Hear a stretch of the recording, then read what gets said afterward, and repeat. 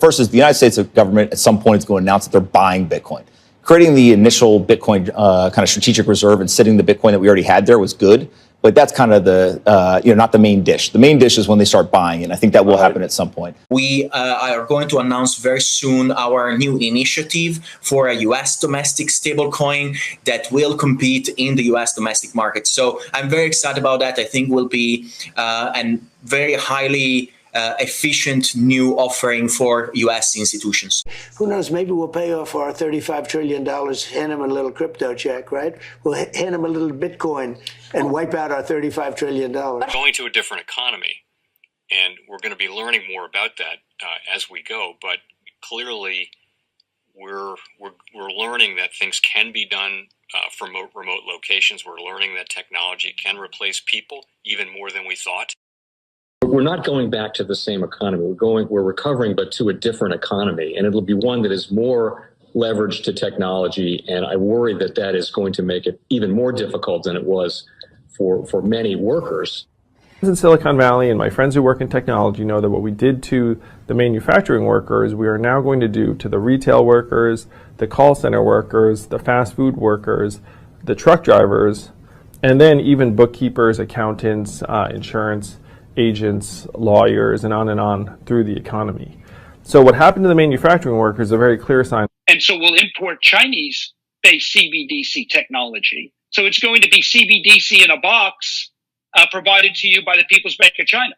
But every stock, every bond, every currency, every commodity, every piece of art, every private business, every piece of real estate will eventually be a token on a blockchain, an entry on a ledger, permanent and immutable. We will have truth instead of trust, and we will save over $7 trillion a year. 6 to 8% of global GDP is wasted by the friction of the trust industry that's necessary when you have dual entry accounting. With triple entry accounting, which is what a blockchain is, we get rid of all of that friction. It's a beautiful future. Like what you see in China and their social credit scoring systems, right? If we get identity wrong, it could be a tool to enslave humanity. And if we get it right, it could be a tool to liberate humanity. And as an American, I'm obviously rooting for the one that's on the side of freedom. Bitcoin is an international asset. And also, I do believe the role of crypto is, it's digitizing gold. I actually believe this technology is going to be very important. Look at it. We have been part of a huge revolution in investing through ETFs. We believe that ETFs will be changing the whole way we invest. Many people still use it as a means, people are investing it for indexing. No, the majority of people who are putting money in in ETFs are active investors that are buying exposure. The entire bond market is being transformed as we talk right now. I believe the next generation for markets, the next generation for securities will be tokenization of securities. And if we can have that distributed ledger that we know every beneficial owner, every beneficial seller, we all have our code of who's buying, who's selling, instantaneous settlement. And think about it, it changes the whole ecosystem. Chinese bank ICBC has been hit by a ransomware attack, and the U.S. Treasury market, as a result of that, has been disrupted. This, according to the Financial Times. We're getting it more right now with Bloomberg's Shonali Bassick. Shonali, what do we know? Listen, we have the Financial Times now reporting that ICBC, one of China's largest banks here, was hit with a ransomware attack. And remember, they're a very significant intermediary in the Treasury market. The SIFMA has told its members that this has been part of the reason here that the system is kind of clogged up, if you will, during that auction that we saw a little bit before. The attack had prevented ICBC, according to the Financial Times, from settling Treasury trades on behalf of other market participants. A large executive at a major bank also telling the paper that such a large party on the fixed income clearing corp creates major concerns, potentially impacting the liquidity of Treasury markets. Now, it was not just a poor auction. It was absolutely lousy, and when the dealers have to step in to save a treasury auction, that's a rare occurrence. And welcome to the Crypto Teacher. And guys, please like and subscribe if you do like what you're listening to. Please inform your friends and family and spread it all over social media. It is imperative that we get back to learning finances and understand how the world really works, because once we understand how the world really works, we understand that it is all planned out. Now, I want to thank those who purchased the NWO book and the Cryptoteacher book. The NWO book shows you how the world really works, and especially in the times that we're in right now, it's definitely time for you to wake up out of that sleep. And in 2025, the NWO is going to turn on that alarm clock. It's up to you whether you wake up or not, whether you're going to hit that snooze button. Remember, my people perish from the lack of knowledge because they reject it. And guys, we're going to see stablecoin regulation, which is the foundation of this new digital economy, and it sets up down the road 2028, 2029 for that free money. And I told you that we would get a first quarter pullback, and that's what happened. And then also I told you that tariffs would get stepped up, and that's what happened. Layoffs would pick up. That's what happened. So the Cryptoteacher gives you a warning like Noah and Gilgamesh, whichever one you want to call it. But we will get some type of reset this year. Most likely stable coins are the catalyst. And remember, the Cryptoteacher told you. But we have trillions of dollars sitting on the sideline in money market accounts. And then plus, we know the Fed is going to cut rates. Not a lot this year, but they're definitely going to cut rates. So I see us getting a correction and then moving back up. And then we have the two powerhouses, China and the U.S., will step up these tariffs on each other. And of course, guys, that's going to hit certain parts of the market. But then we also have the hacks. We have the Birdman. We have the drums are beaten, and more movies to come, as we can see. And inflation is going to stay sticky, and layoffs are going to step up while they move in all this automation. And remember, the Cryptoteacher told you. And also, guys, I want to thank those who purchased the 3 kids books. It's time to re-educate. Also, much love to those who donate to the Cash App, Patreon. Much love. Keep it coming. Guys, if you're not a part of the Patreon, make sure you're donating to the channel through the actual Cash App. But guys, this next Bitcoin and crypto bull run is going to be a utility run. So you want to make sure you have the cryptos that have real utility. And much love to those who are shopping at both stores. Keep it coming. And of course, guys, we get into Bitcoin and cryptos first. Don't forget to like and subscribe to the channel. And we have Bitcoin and crypto pulling back as I'm doing this video after moving up over the weekend.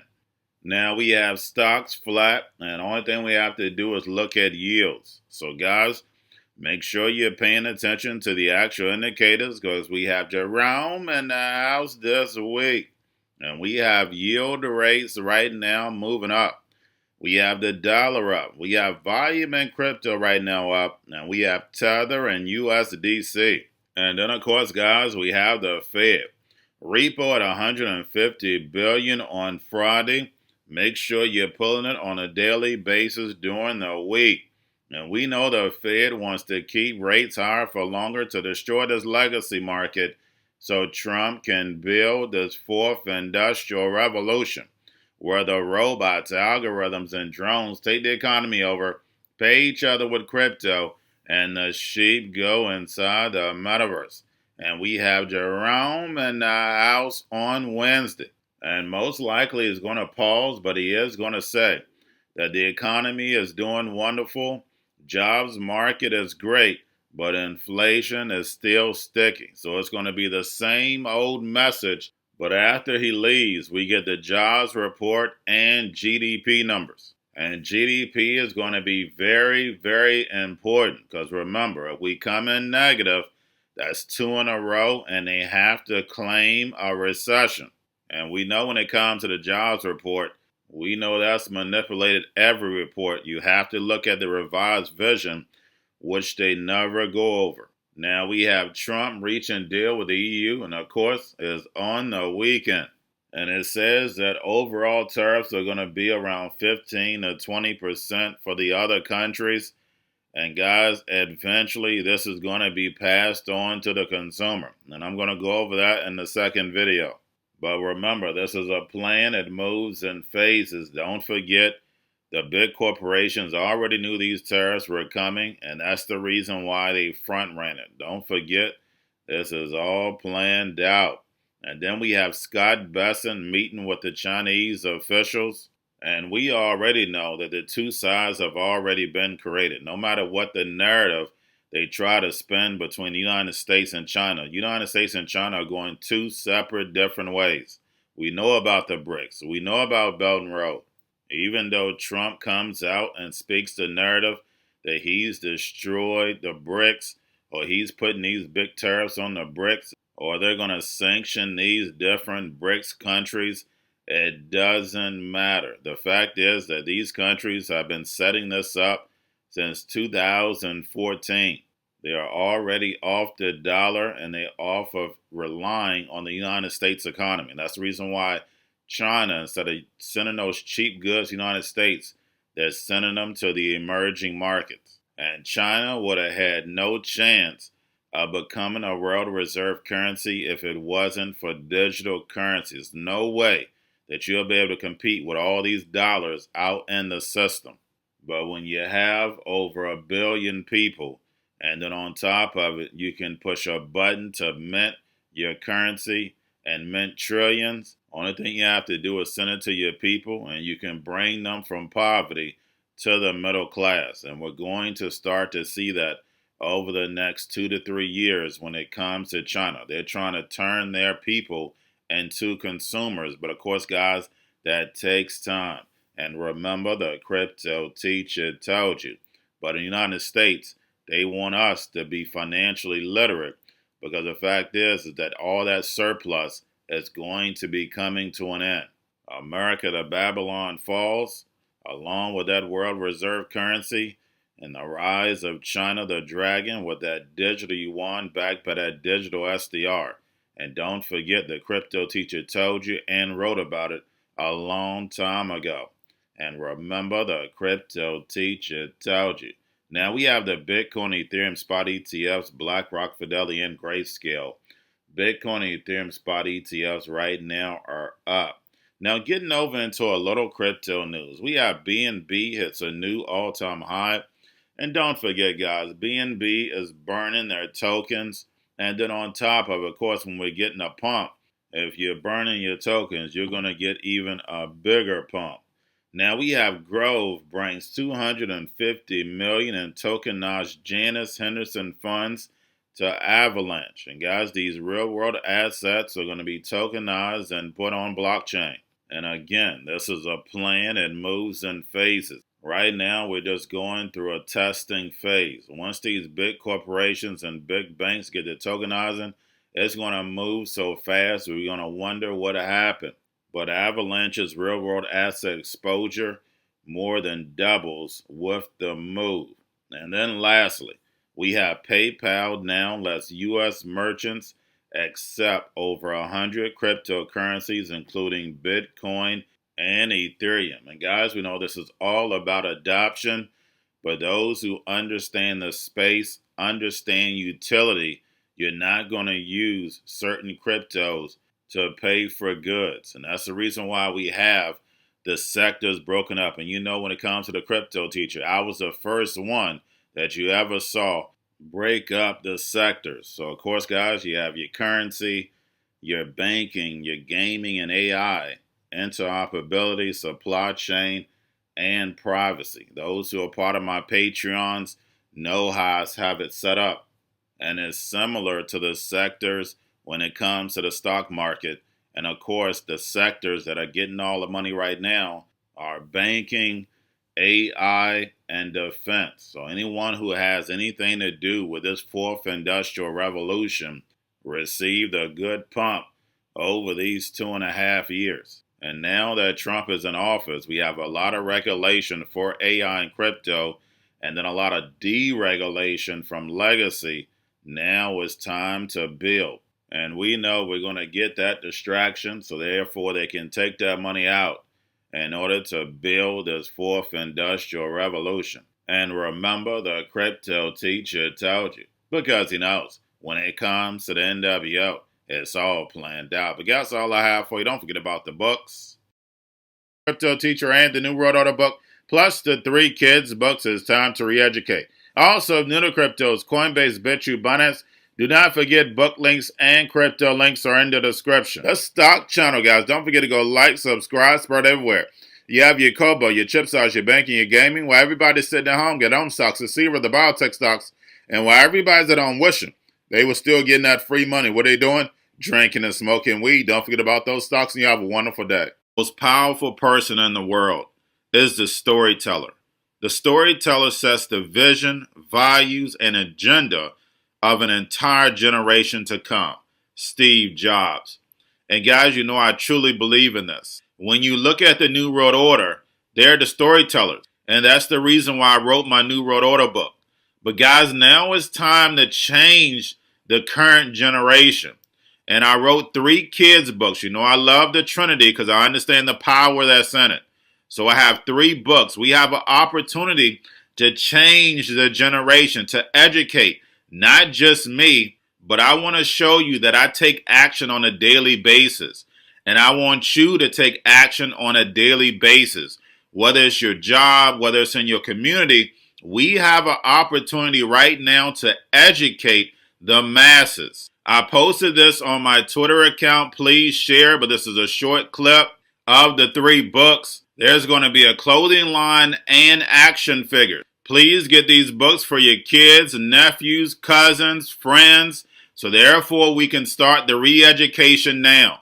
Because as we see, the 4th Industrial Revolution foundation is definitely here. Robots, algorithms, drones, taking humanity out the picture. We have to re-educate. But let's get into the video. Part 1. King Joshua and Grandma Tam save the village. Part 2. King Joshua and Grandma Tam save New York from COVID stories 3. Part 3. King Joshua and Grandma Tam goes to China. It's mandatory to get part 1, part 2, and part 3 of this series. It's time to re-educate Generation Z.